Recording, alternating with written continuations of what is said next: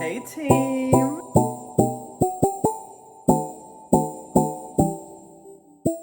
I have such an exciting vlog. We are going to be reading my very first ARC. So if you don't know what an ARC is, it stands for Advanced Reader Copy. Basically, just this means that before a book goes to publication, it's sometimes sent to people to read it early and go ahead and get the word out, put out some reviews, and I'm so thrilled that this early in my bookish journey, that I've already received my first ARC. So I actually found this author, her name is Bella, and I actually found her on Threads, and she was saying that she had some open spots for her ARC, for her new book. And I just messaged her and said like, hey, I don't have a lot of people following me or anything like that, but I have several platforms. I'd be love to read your book and leave a review. And she sent me a copy, dude. So I'm ecstatic for this. I'm super excited to not only have the opportunity to have this book early, but to share it with you guys. And I'm just really excited. I'm coming off the high of reading. I look insane right now.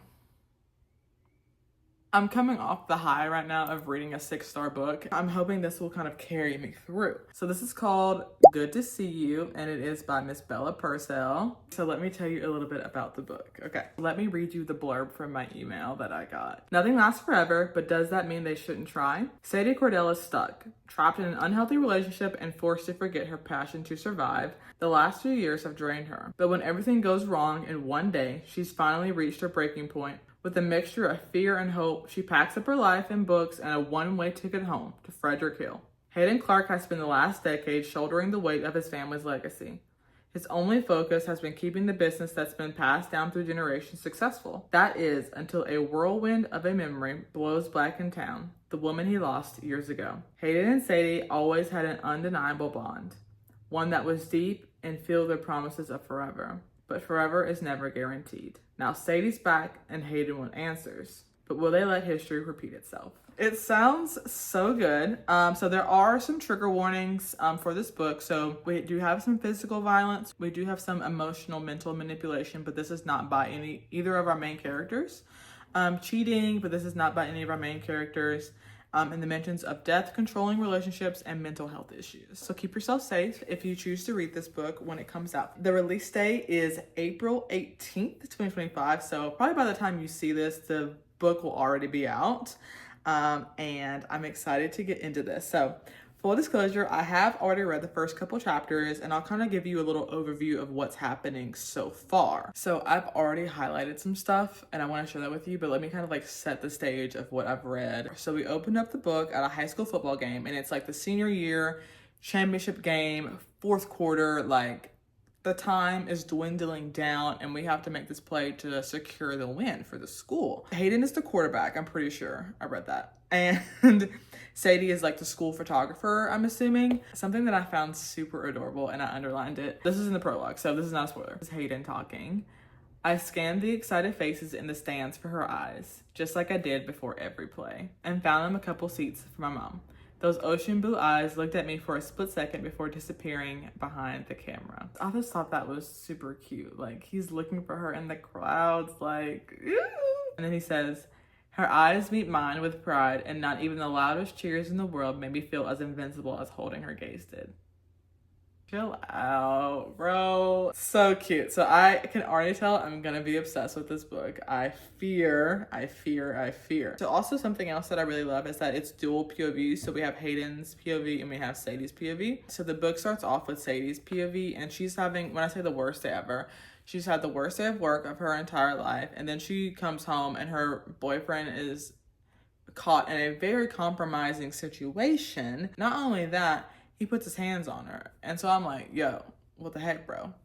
Don't appreciate that. Thankfully, Sadie is kind of like at her wit's end, and she decides, you know what? I deserve better than this. I'm just gonna leave and go back home. She's on her way home. Hayden is kind of going back and forth with his dad right now because they own a real estate company, and he is in the process of kind of modernizing it a little bit, bringing it to the 21st century, trying to bring in more clients. And so he's dealing with the stress of that, and he is very much in his workaholic era. And his friends are making fun of him like, dude, you can't take like a night out and just hang out with us. And he's like, yeah, but with the move and everything, a lot of stuff's going on. And he's kind of like blowing off his friends a little bit because he's stressed about his job. I'm excited to see like what happens between these two. They have not met yet.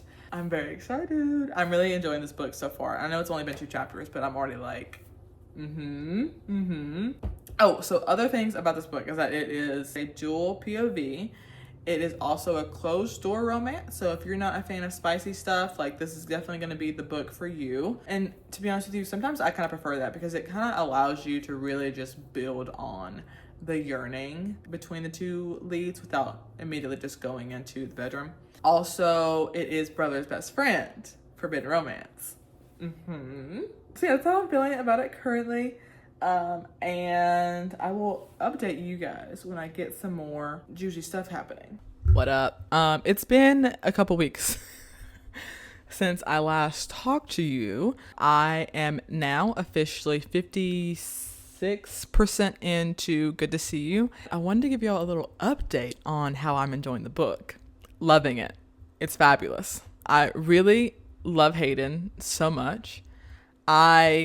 He's one of the few book boyfriends where I'm like, oh, I'm swooning. He's so sweet. And he loves Sadie so much. It's so cute to read. So I don't want to spoil too much, but I'm going to talk a little bit about Sadie and Hayden's characters a little bit. So Sadie's character is someone who's dealt with a lot of relationship trauma, unfortunately. So she is kind of on a journey where she is wanting to, number one, work on herself and fall back in love with herself because her ex was someone who was constantly demeaning against her, constantly making her feel less than. He squashed all of her dreams, basically. So throughout the book so far, we're kind of watching her kind of get back on her feet, learn to be confident again.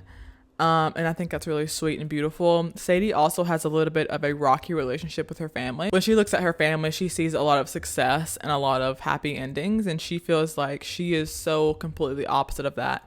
She feels like she's the black sheep of the family, that she's the disappointment child, which I think is really sad. But I also think that's extremely relatable. And when I think about myself, like I'm the eldest daughter, I get it. I understand. I completely understand. And I've been in relationships too where I definitely felt like I was too much, or I just wasn't being supported in the way that I was supporting my partner. And that can be very exhausting, and just to be frank, it's very annoying. But I really like Sadie. I feel like her emotions, the way she feels, is very valid, especially when you've been broken down so many times. Not only getting negative feedback from other people, but that negative self-talk too is very, very powerful. And so I think she's a very relatable character. And then as far as Hayden, he kind of deals with his own personal challenges. He is someone who is trying to break free from his dad's shadows, basically. His dad is someone who is, I don't want to say controlling, but his dad is definitely opinionated what he thinks his son should be and should not be doing. He just has really no real trust in Hayden, and he feels like even if he does something that's really good and really special, he always finds something negative to say. Like he just is someone who's constantly like, yeah, that was okay, but you could have done XYZ. He can't really admit that he's proud of his son, it seems like. And I think Hayden trying to prove not only to his dad, but to himself that he is good enough. And I do think that's where our two leads are very similar, is that they're trying to break free of the mental image that they have for themselves and kind of just really step into their truest self. And I do think that's a really nice plot line. Overall, I'm really enjoying the book. It is a closed door romance, so there's no spice scenes on page. It's kind of implied. And I can say they have kissed. And that scene, I'm not going to spoil that scene, but that was a good scene. I was giggling and kicking my feet. I love it. I love it when their first kiss is like in a super heated situation, whether it's like the tension is just unbearable now, or it's like they're in an argument, or there's something high stakes that just happened and now they're trapped together in this like little closet or something, and the energy in the room is just like, does that even make any sense? So long story short, I'm really enjoying the book. I think it's fabulous. I have a very busy weekend ahead of me, so I'm going to try and finish this book within the next couple of days. Yeah, that's pretty much everything. I'm going to have some dinner, gonna read some more, and I'll see y'all on my next clip. Bye! Hi, I'm at work and I'm reading more of the book. Also want to say that I didn't say the other day was that both Hayden and Sadie are in their mid-20s to early 30s. They're like fully functioning adults. I just wanted to mention that in the event you're not looking to read about teenagers, because this is not a YA, this is definitely an adult book. So I have officially finished Good to See You by Miss Bella Pursell, and full disclosure, I have been done with the book for about a week now, and I'm just now able to come and film an outro basically and give my final thoughts on the book. Overall, I give Good to See You 4.5 stars. I really enjoyed this book. I was very pleasantly surprised about how much I ended up enjoying it. One of my favorite things about this book is that it felt very real. I think that with a lot of romance books, it can start to feel very kitschy. It can start to feel, for lack of a better word, chuggy. I feel like they can also feel very cookie cutter sometimes. I feel like with this book, it was a really good balance of still being cutesy and fun, but still tackling real life situations and feeling just really realistic, I think. I'm normally not someone who really loves second chance romance, because I just feel like if y'all broke up once, like, clearly there was another issue going on that we need to resolve. But this one I really enjoyed. Love Hayden. Hayden's definitely going to be in my top 10 book boyfriends. Loved him. I loved how crazy he was about Sadie. I loved how dedicated he was to Sadie and how dedicated he's always been to Sadie. Yes, he dated other girls while they were broken up over there, because it was 10 years since their last meeting. Even then, he knew that no one would compare to her. And I think that I really loved him just going for it and making it very clear that she was the one for him. And I definitely respect that, because I feel like in real life, guys are not doing that, and it's really annoying.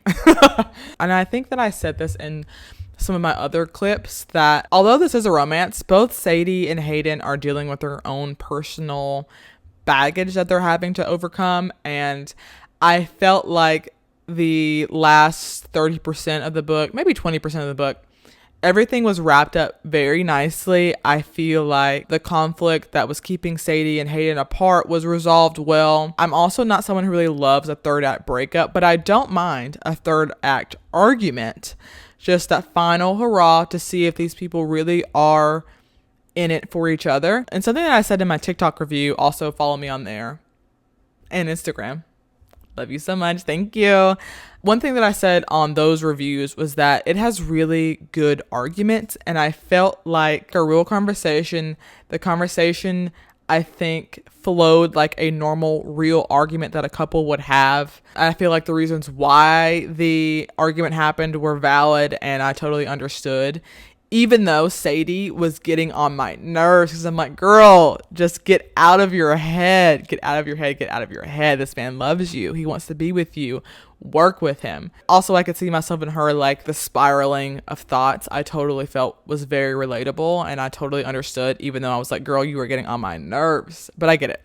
I get it. One thing that I didn't super love was like the brother dynamic. But at the same time, like, I understand, because it's like brother's best friend. Like, of course, your older brother is not going to be happy with you dating his best friend, right? Because they know each other so well. Her brother Wyatt has seen Hayden kind of go through girls, but he doesn't know the why he can't like settle down. So sometimes that was like annoying, because I was like, if my brother was acting like this, we would be tussling. So I have a younger brother, and he kind of sometimes gives like overprotective brother kind of vibes, which is like funny to me, but it's also like comparing Wyatt to my brother.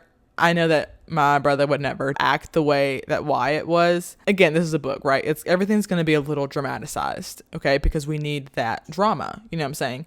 So I totally get it. Sometimes it was like little over the top, but again, I understand it's a book, and I'm not like faulting the author for the choices that she made to portray that, because I think it added a very good point of tension between Hayden and Sadie, because it was legit like he was going to be mad. I totally understand it from like a writing perspective of why that was needed, but it was just like, this is so dramatic. And I'm not saying I didn't enjoy it. I did. There is a quote that I would like to share, and it is kind of towards the end of the book, but I don't think this is a spoiler. It's a very good overview of what the book is kind of themed around. And this is on page 137. It says, well, and I'm also on Kindle, so that could be different from the physical copy. Page 137 though. It says, just because things didn't turn out as you expected doesn't mean you're a failure. What matters is how you pick yourself up afterward, and I think you're killing it. I really, really enjoyed that. For both Hayden and Sadie, this book is about just trying your best, trying something new, taking the risk, following your dreams, and not letting anything get in the way of that. And if something does get in the way, you're fighting against it, and you're going to put your whole everything into overcoming it. So that quote to me really kind of sets the tone for the kind of book you'll be getting into should you choose to read this. And I really do hope that you choose to read this book. I really, really enjoyed it. Again, I rated it 4.5 stars. I definitely will be reading the first book in the series for sure. I'm definitely going to be reading more of Bella's books too. I really enjoyed her writing. I thought it was super, super good. All right, so those are my final thoughts on Good to See You by Bella Pursell. Oh, my pizza's ready. 1 second. The pizza is out of the oven. So like I was saying, I really, really enjoyed this book by Miss Bella Pursell. And even though this is a series, they're interconnected, so you can read them out of order and you won't feel super lost. Highly recommend you guys checking it out if you're looking for a new indie author to support. At the time of me posting this video, the book is out and in the world, so I'll definitely be linking the books down below. Please go follow her on all of her socials. I'll link those down below as well. Also, at time of filming, I just got an email from a big publisher accepting an ARC that I requested on NetGalley, and I'm also very excited for that because it is a highly anticipated read for me this year, and I cannot believe that they approved me. Like, I cannot believe that they approved me. This is insane. Anyways, so if you enjoyed the video, make sure to like, subscribe, hit that notification bell so that you're notified every time I upload a new video. Make sure to leave a comment and let me know if you have a favorite indie author you would like for me to check out, because I will be more than happy to do so. And I will see y'all in my very next video. Oh, I forgot. If you've made it this far, leave me this emoji. Don't know what it is yet, but you see it. Okay, bye.